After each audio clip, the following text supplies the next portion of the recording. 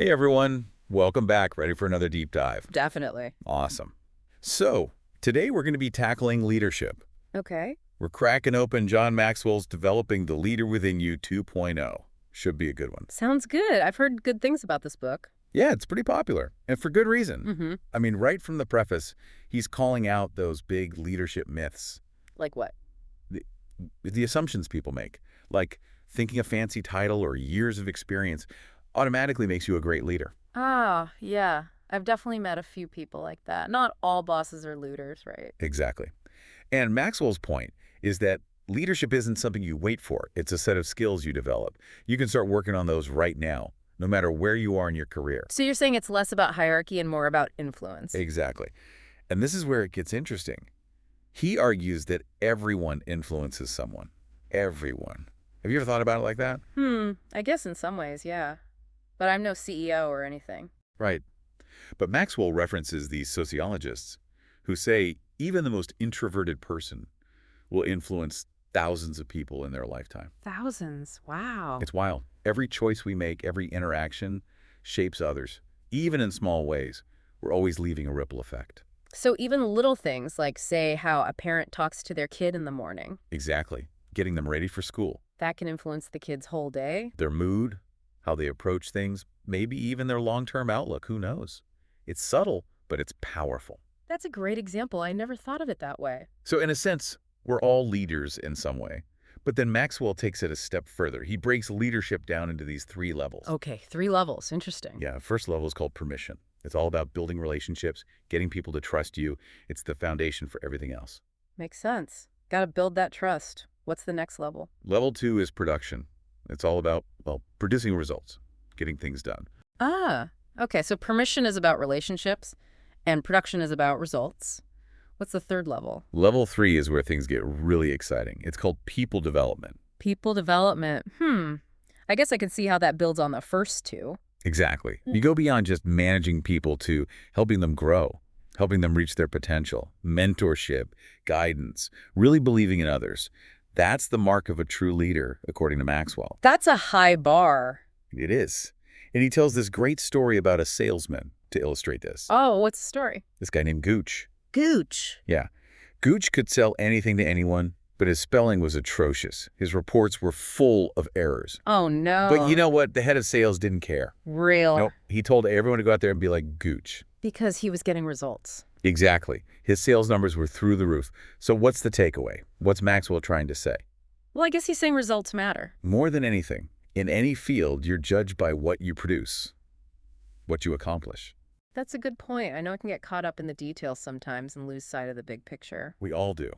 So it's not about being perfect. It's about getting the job done. But how do we make sure we're focusing on the right things, the things that will actually lead to results? That's the million-dollar question. It is. And it leads us to the topic of prioritizing. And guess what? Even Maxwell struggled with this. He says he felt overwhelmed at age 40, trying to do too much at once. Yeah, I can relate to that. Right. He uses this great analogy of a lion tamer. Oh, tell me about it. I love analogies. Okay, so picture this. A lion tamer holds a chair out in front of a lion with the legs facing the lion. A chair. Yeah, a chair. And the lion tries to focus on all 4 legs at once. He gets totally paralyzed by indecision. So it can't attack. Exactly. Too many options, and it freezes up. Maxwell says the same thing happens to us when we have too many priorities. We get paralyzed. Yeah, we do. We spread ourselves too thin, and nothing gets done. He tells this funny story about a rancher who decided to brand all his cattle at once. Oh, wow. I bet that didn't end well. It did not. The cattle couldn't handle the stress, and none of them survived. Oh, dear. It's a bit morbid, Yeah. but it illustrates the point perfectly. I'll say. So how do we avoid this trap? How do we figure out what to focus on? That's where things get really interesting. Maxwell shares this story about a woman on a train. She had all these jewels, right? Jewels. Okay. And someone offered to trade her oranges for some of her jewels. Oranges. Yeah, oranges. And you know what? She refused. She did. Who would turn down jewels for oranges? Right. But here's the thing. After being without oranges for a while, guess what? Her priorities changed. She wanted those vitamins. Exactly. She was willing to give up anything for those oranges. It highlights how our circumstances can completely shift our perspective. That's so true. When you're deprived of something you need, it suddenly becomes the most important thing in the world. Exactly. But the point is, we shouldn't have to wait for a crisis to hit before we figure out what really matters. So we need to be proactive. We do. We need to define our values, our goals, and then figure out what actions will get us there. Okay, so how do we go about doing that? Well, Maxwell suggests two key principles. 2 principles. First, prioritize what's truly important, not just what seems urgent. So think long term, big picture. What's the second I've principle? learned to say no. Yeah. No, even to good things. Because every time you say yes to something, you're saying no to something else. I get it. We have limited time and energy. And it's easy to get caught up saying yes to everything, but then you end up feeling overwhelmed, burned out. Maxwell tells this story about a young climber who brought way too much stuff on his expedition. Oh, I've heard about this. Too much gear. He thought he was being prepared, but it weighed him down and he couldn't reach the summit. Ouch. And then there's a lighthouse keeper who was so busy helping others that he forgot to keep his own lighthouse lit. What? How? He gave away all his oil to people who needed it. Oh, no. That's a great illustration of good intentions gone wrong. Right. He was so focused on helping others that he failed at his primary duty. These stories highlight the importance of ruthlessly prioritizing. Ruthlessly. Wow. Okay, but how do we actually figure out what's essential? What to focus on? Have you heard of the Pareto principle? Maybe. Remind me. It's also known as the 80-20 rule. Oh, right. 80% of the results come from 20% of the effort. That's it. It's all about finding that crucial 20% and focusing your energy there, working smarter, not harder. Okay, I like that. Focus on what really matters. Yeah, exactly. But it's not always easy to identify that 20%. So Maxwell offers another tool to help us. He calls them the 3 R's of prioritization. 3 R's. Okay, I'm intrigued. What are they? The first R is requirement. These are the non-negotiables, the things you absolutely have to do. Like the bare minimum. Yeah, the essentials. The second R is return. It's all about figuring out what activities give you the biggest bang for your buck. Okay, maximizing your impact. I'm following. What's the third R? Reward. This one is more about what you enjoy doing, what aligns with your passions and your strengths. So you're not just a robot. You got to enjoy what you're doing, too. Right. Finding that sweet spot where you're making a difference and also feeling fulfilled. All right, that makes sense. So we've talked about prioritizing, focusing on the essential 20%. But even with a clear set of priorities, sometimes it feels like there just aren't enough hours in the day. Tell me about it. I'm always feeling behind. Well, that's where the concept of margin comes in. Maxwell defines it as the space between our load and our limits. It's like having some breathing room. Exactly. That buffer zone that helps us handle the unexpected.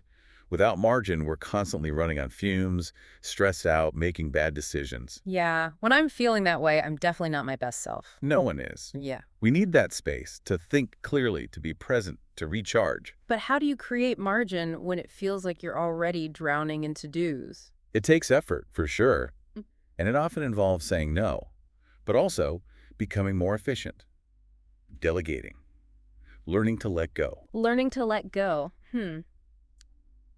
That's a good one. I have to work on that. We all do.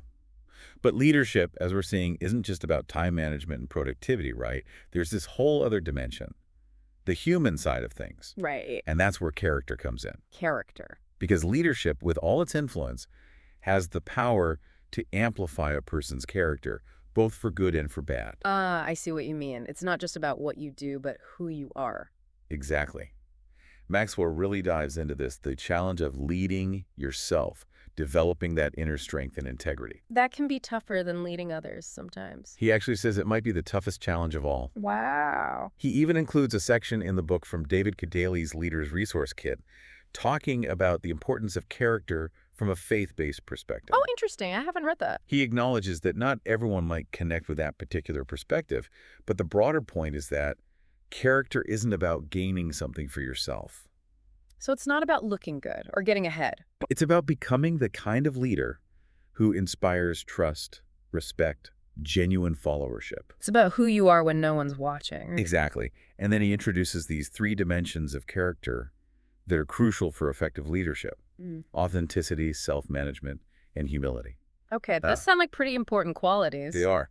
So Yeah. authenticity, as he defines it, What is authenticity? it's about being real, being honest, owning both your successes and your failures, letting people see who you really are, flaws and all. So not trying to be perfect. Right. Yeah. He talks about how he used to focus on impressing people with his successes, but now he tries to encourage them with his failures. I like that. It's more relatable, right? Totally. He even quotes Max Lucado, who said, God would rather us walk with an occasional limp than a continual strut. That's a good one. It's about embracing our imperfections, leading with humility and grace. So that's authenticity. What about self-management? How does that fit in? Self-management is all about being in control of your actions, your emotions, your behavior. It's about having the discipline to do what's right, even when it's tough. Yeah. And also having the emotional intelligence to navigate tricky situations with, grace and composure. So it's about being the steady hand at the wheel, even when things get rough. Exactly. And then finally, there's humility. Humility. Why is that so important for leaders? Because without humility, we become blind to our own weaknesses. All right. We can't learn from our mistakes. Yeah. It's about being open to feedback, to learning, to growing. Exactly. It's about valuing others and recognizing that we don't have all the answers. He uses this interesting concept of the two Adams to explain this. To Adam. Yeah, he says there's Adam of first, who's all about external success, ego, ambition, wanting recognition. Like the look at me part of us. That's it. Hey. And then there's Adam the second, who represents our internal character, our values, our integrity. He's more focused on doing the right thing, even when no one's watching. So it's like two sides of the same coin. Exactly. And Maxwell says that we need to focus on developing Adam the second, that inner character, if we want to become the kind of leaders who make a real difference. Makes sense. It's about leading from a place of integrity. But even with the best intentions, leading others through change can be tough, right? Oh, absolutely. Change is hard. He actually includes a funny cartoon in the book. A bunch of people raising their hands when asked if they want change. But then their faces fall when asked if they're willing to change themselves. Oh, I love that. So true. Mm. We all love the idea of change, but when it comes to actually changing ourselves. Not so much. Exactly. And Maxwell dives into this resistance to change. He says there are three main reasons why we push back against change, even when it's good for us. Okay, I'm curious, what are those three reasons? The first one is that we feel awkward, self-conscious doing new things. Yeah, I know that feeling. Like earlier when we had to switch the way we clasp our hand. Oh, right. It felt so weird. Just that small change felt awkward. And Maxwell shares a story about his struggles with changing his golf grip. Even though he knew it would help his game. Exactly. It just felt wrong, unfamiliar. What's the second reason we resist change? I'm thinking. Fear of loss. Oh, loss. We tend to focus on what we might lose, even when the potential gains are way bigger. We like what's familiar, even if it's not the best. It's human nature, right? But it can hold us back. What's that third reason? Let me guess. Fear of judgment. Bingo. We worry about what others will think. Uh, We're afraid of being ridiculed if we do things differently. like fear of looking stupid. Exactly.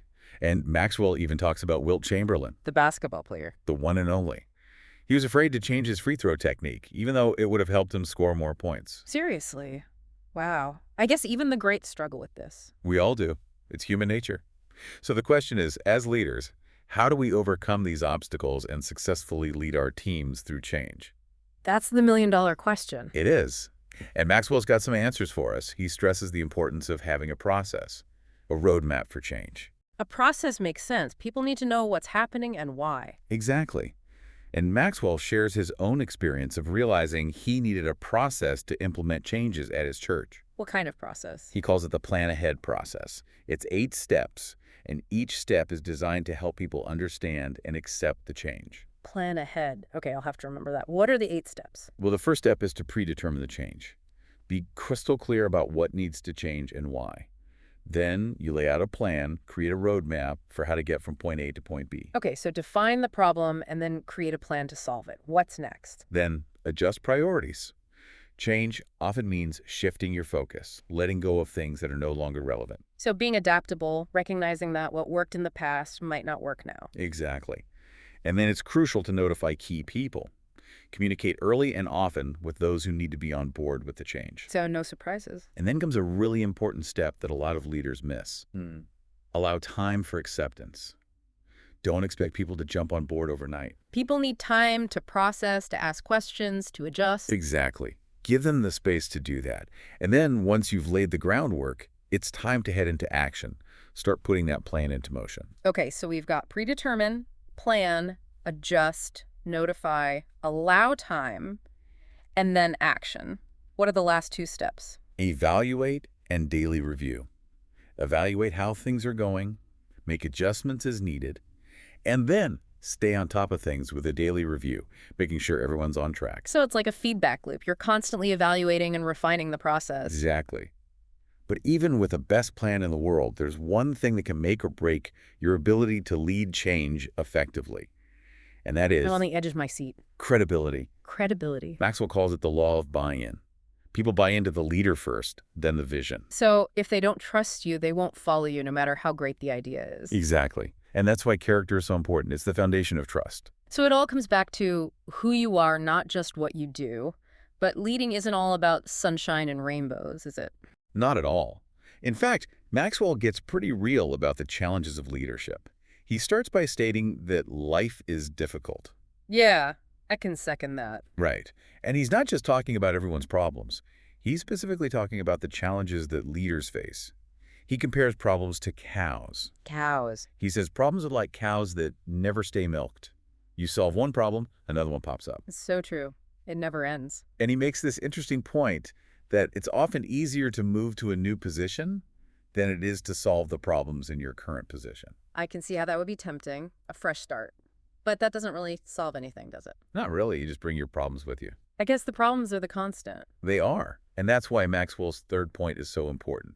Your response to problems determines your potential as a leader. So it's not about whether you have problems, but how you handle them. Exactly. He even introduces this idea of the problem promise. The problem promise. That sounds interesting. It's the idea that problems, when handled well, can actually make us better, stronger, more resilient. Oh, I like that. So it's not about avoiding problems, but about seeing them as opportunities for growth. Exactly.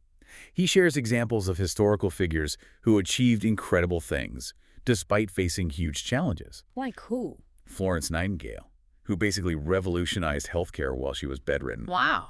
And who else? Louis Pasteur, who made groundbreaking discoveries in science while partially paralyzed. Amazing. They turned those obstacles into fuel. They did. And it all comes back to attitude. Do you approach problems with a can I mindset or a how can I mindset? How can I? Sounds a lot more proactive. Exactly. It's about taking initiative, owning the problem, and finding a solution. He tells this story about Alexander Graham Bell and Elisha Gray. Oh, the telephone guys. They were both racing to patent the telephone. Gray hesitated, doubted himself, and missed his chance. While Bell took action. Bell took action and changed the world. It's a great example of the power of a whatever-it-takes attitude. Whatever it takes, huh? I like that. But what does that look like in real life? Maxwell breaks it down into three key characteristics. First, people with a whatever-it-takes attitude believe in themselves, their ability to succeed. So confidence is key. Confidence is huge.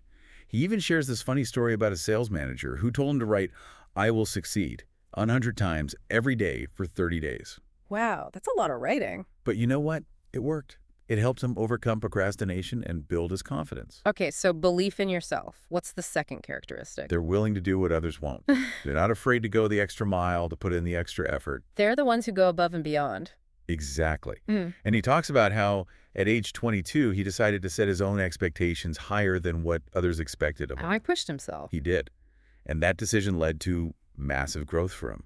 What's that third characteristic? Let me think. Persistence. Yes. Perseverance, grit, determination. They don't give up easily. They learn from their mistakes and come back stronger. So it's not just about talent or skill, it's about that inner drive. Exactly. And he highlights Paul Martinelli, president of the John Maxwell team, as a great example of this. He's always striving to improve, never satisfied with past achievements. Always pushing the limits. That's inspiring. It is. Yeah. But even with the best attitude, we all face setbacks, right? Failure is a part of life. Yeah, that's true. No one's immune to failure. So the question is, how do we handle those moments when we fall short? How do we pick ourselves up and keep moving forward? That's a good question. I think we could all use some advice on that. Well, Maxwell gives us 5 keys to overcoming failure. The first one is to see failure differently, not as a sign of weakness, but as a constant companion on the road to success. So it's not something to be ashamed of. Not at all. He even compares failures to musical accidentals. Accidentals. You know, those unexpected notes that can create interesting moments in a song. Ah, okay. He says that sometimes our greatest breakthroughs, our most creative moments, come from those unexpected detours. So it's about embracing the unexpected and seeing the potential for growth in every experience. Exactly. What's the second key to overcoming failure? I'm guessing it's about not giving up. You got it. Don't let failure keep you from trying. Every successful person has faced setbacks. It's about having the courage to get back up and try again. Resilience. That makes sense. What's the third key? Learn from every failure. Don't just brush it under the rug. Take the time to analyze what happened, what you could have done differently. So you can do better next time. He calls it failing forward, using our setbacks as stepping stones. What are those last two keys? I'm all ears. The fourth key is to re-enter the race. Don't let setbacks define you. Use them to come back stronger, more focused, more determined. Okay, I'm with you. So you face the failure, you learn from it, and then you jump back in the game. Exactly. He shares a quote that I love. Until one is committed, there is hesitancy concerning all acts of initiative and creation. Powerful quote. It really speaks to the importance of unwavering commitment. When we're fully committed to something, we find a way to overcome those obstacles. And what's that fifth key? The fifth key is to rely on something bigger than yourself. Okay, so this one is more personal, right? About faith. Yes, but I think the underlying message applies to everyone. It's about having that belief in something that can sustain you, lift you up, and give you strength when you're feeling discouraged, whether that's a higher power, your own inner strength, or the support of your team. That's a good point. We all need something to help us get through those tough times. Absolutely. So we've talked about overcoming failure, but it's not just about bouncing back from setbacks. It's about constantly striving to grow. Personal growth. Exactly. Mm. And Maxwell sees this as a vital part of leadership development. It's not just about adding knowledge or skills. It's about becoming better versions of ourselves. I like that. It's about evolving as a person. Exactly. And he gives 4 reasons why personal growth is so crucial. First, it opens doors to new opportunities. The more you know, the more you can do. Exactly. The second reason is that it makes us better versions of ourselves.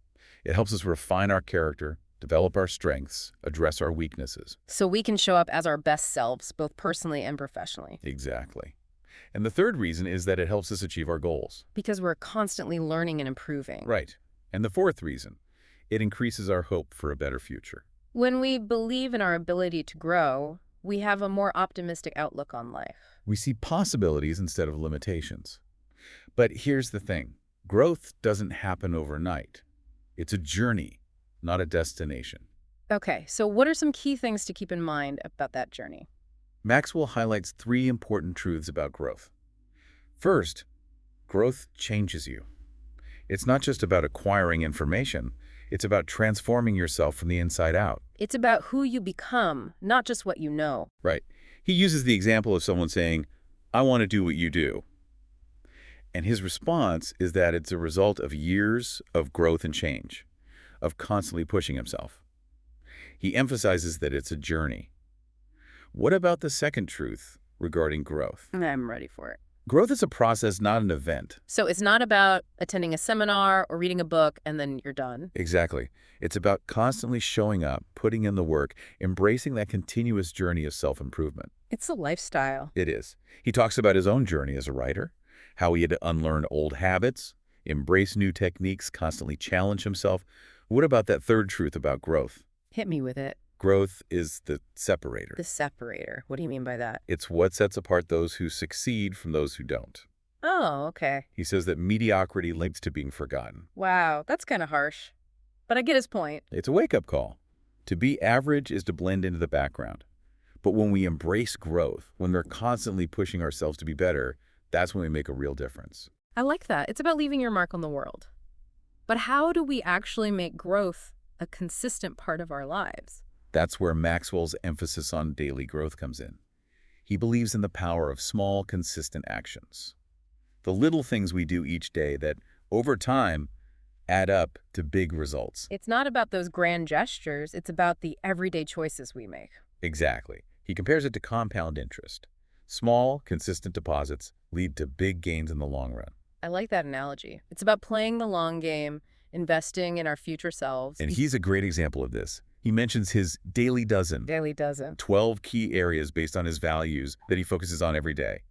It helps him make choices that are aligned with his overall vision and purpose. That's a really interesting concept, having that framework for your day, for your decisions. It helps you stay on track even when things get crazy. I could definitely use some of that in my life. We all could. It's a reminder that we don't have to wait for the perfect moment to start living the life we want. We can start right now by making those small, consistent choices. Okay, but let's be real. That takes discipline. It does. And that's why Maxwell says self-discipline is the price we pay for leadership. The price we pay. He believes it's the key to unlocking our potential. It's what allows us to achieve lasting success. So it's about having the willpower to do what needs to be done, even when it's hard. Exactly. He breaks down the Greek word for self-control, ekkrateia, which means to get a grip on oneself. So it's about taking ownership, about being in control of your choices and actions. Absolutely. And he reminds us that everything worthwhile is uphill, Meaning, meaning that success requires effort, perseverance, a willingness to embrace challenges. there are no shortcuts. Nope. And self-discipline is what allows us to keep pushing forward, to keep climbing, even when the path gets steep. He asks this great question. Anyone can climb for a short time. Nearly everyone does at least once. But can you sustain it?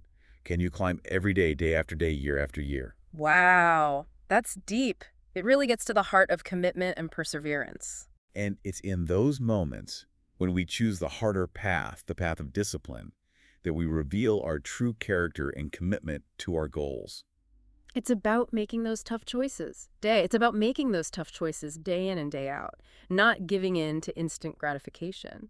It's those small acts of discipline, those daily choices, that ultimately define our lives. Maxwell talks about self-discipline being the bridge between knowing what to do and actually doing it. It's what helps us stay on track when motivation fades and things get tough. Right. He quotes his friend, Kevin Myers, who said, "Everyone wants that quick fix, but what they really need is fitness."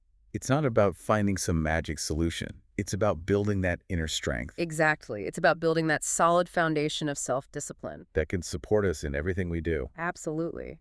But we all know that even with the best preparation, the best intentions. Things don't always go as planned. Exactly. We run into obstacles, we make mistakes, we fail. And that can be tough to deal with, especially when you're trying to lead others. Maxwell doesn't shy away from this.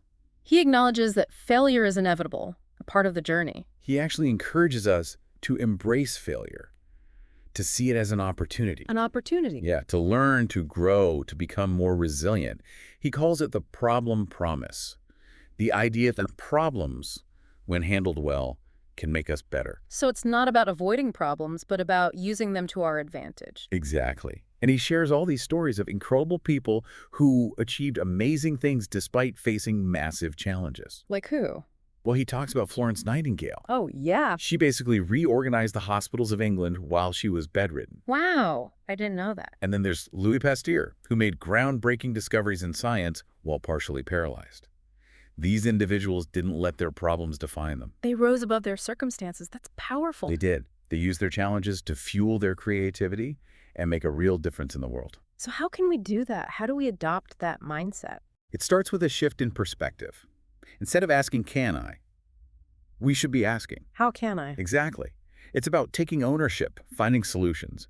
He tells this great story about Alexander Graham Bell and Elisha Gray. Weren't they both working on the telephone? Yeah. They were in a race to patent the telephone. And you know who won? Bell, right. Yep.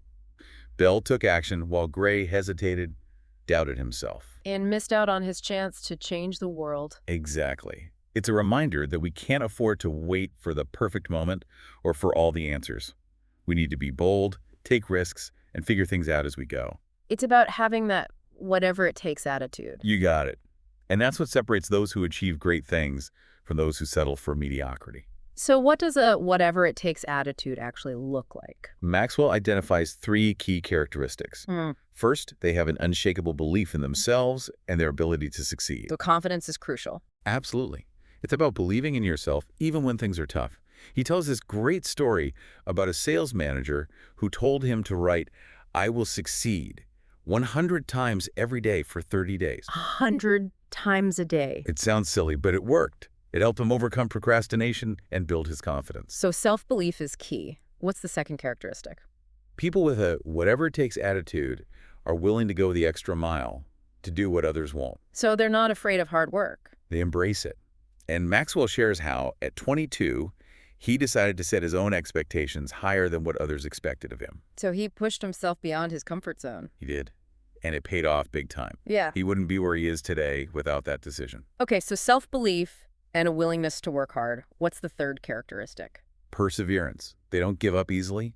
They learn from their mistakes, they bounce back from setbacks, and they come back stronger than ever. That resilience is so important. Do you have an example of someone like that? He uses the example of Paul Martinelli. Oh, from the John Maxwell team. Yeah. He's a great example of someone who's always striving for improvement, never satisfied with the status quo, always pushing boundaries. That's inspiring.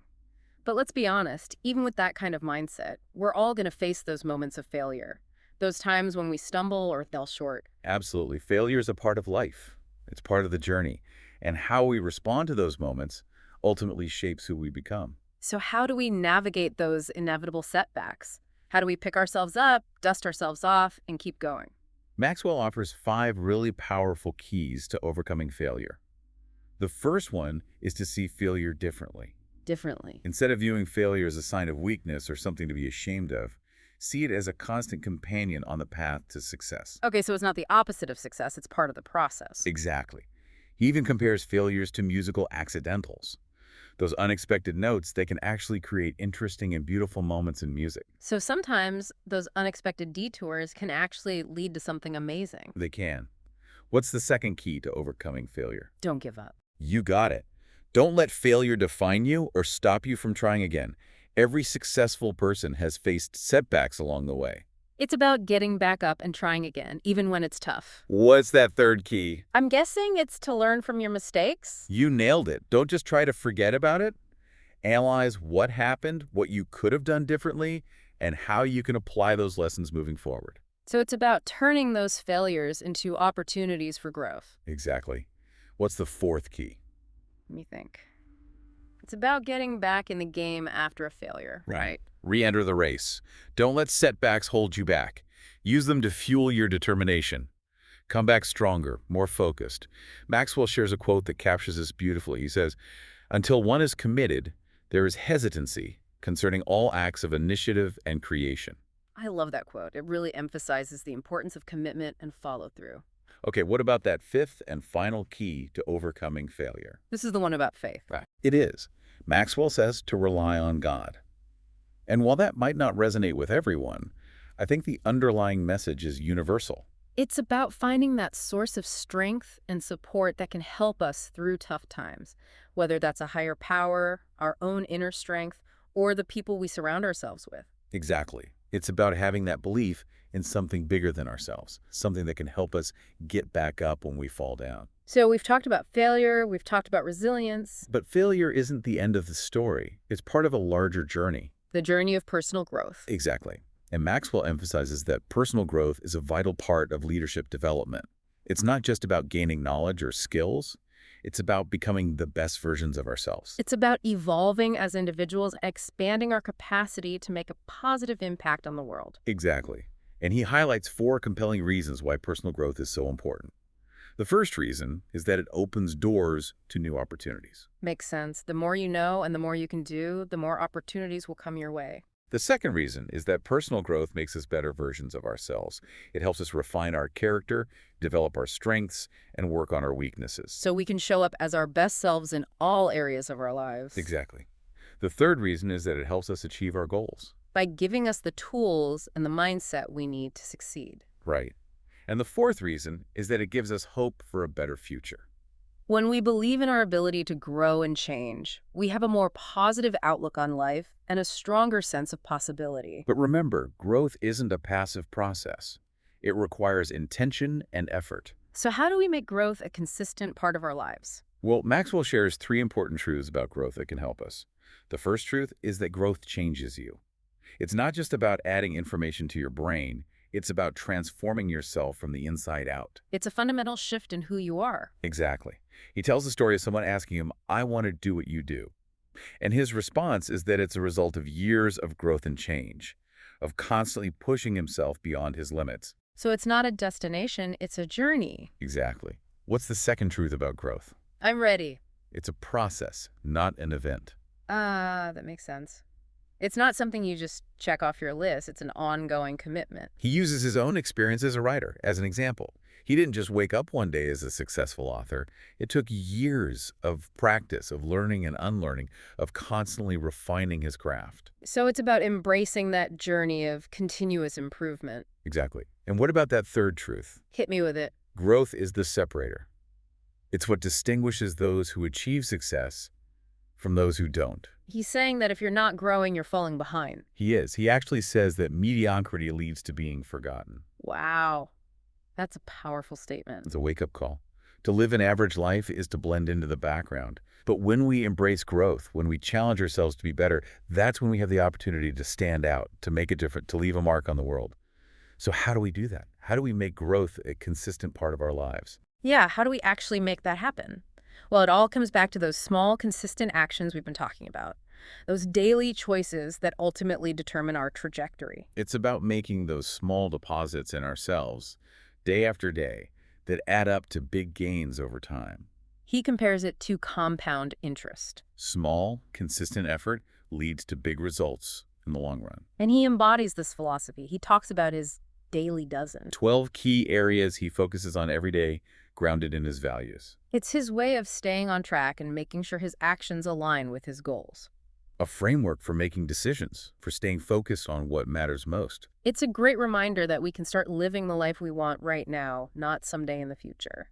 We can make those small choices day by day that move us in the right direction. And to make those choices consistently, we need discipline. Self-discipline. Maxwell calls it the price we pay for leadership. The key to unlocking our potential and achieving lasting success. He even talks about the Greek word for self-control, akrateia.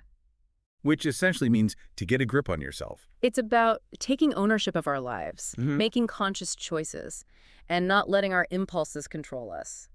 It's about becoming the masters of our own destiny. And Maxwell reminds us that everything worthwhile is uphill. Meaning there are no shortcuts, no easy paths to success. It takes effort, perseverance, and a willingness to embrace those challenges. He asks a powerful question in the book.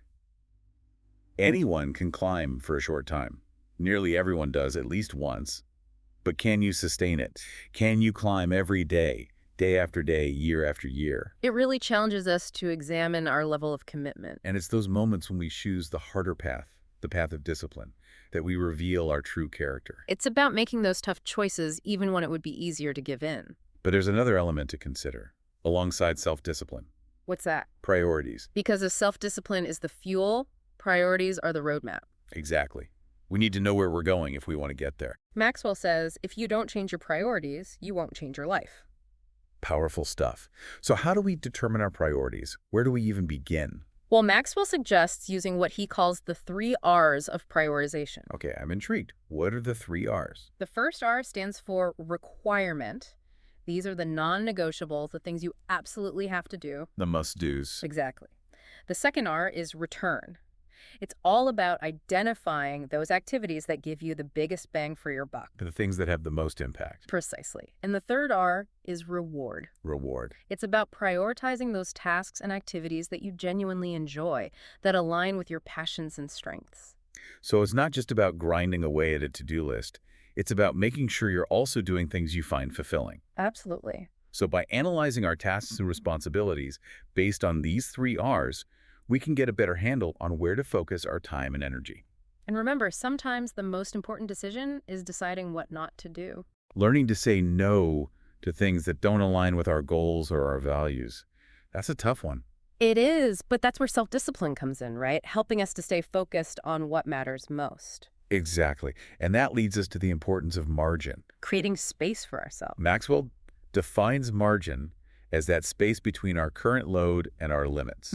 It's that buffer zone that helps us avoid burnout and stay effective. It's like having some breathing room in your life. Exactly. Without margin, we're constantly operating at our limit, which isn't sustainable in the long run. It leads to stress, exhaustion, and ultimately we're not able to show up as our best selves. So how do we create margin in our lives, especially when it feels like we're already stretched so thin? It takes conscious effort, and it often involves making tough choices. It might mean saying no to some commitments, learning to delegate effectively, or simply becoming more mindful of how we're spending our time and energy. It's about creating space for the things that truly matter, for rest, for relationships, for personal growth. And with that, I think we've come to the end of our deep dive into John Maxwell's Developing the Leader Within You 2.0. Wow, what a journey. We've covered so much ground. From defining leadership and debunking myths to exploring those practical strategies for developing our leadership potential. We've talked about character, self-discipline, priorities, margin,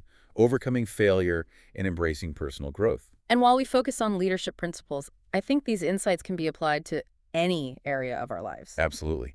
Whether you're leading a team, a family, or simply trying to become a better version of yourself, these principles are timeless. So as you go about your day, consider which of these principles resonates most with you. And ask yourself, how can I apply this to my own life? What small step can I take today to move me closer to my goals? Thanks for joining us on this deep dive into leadership essentials. Until next time.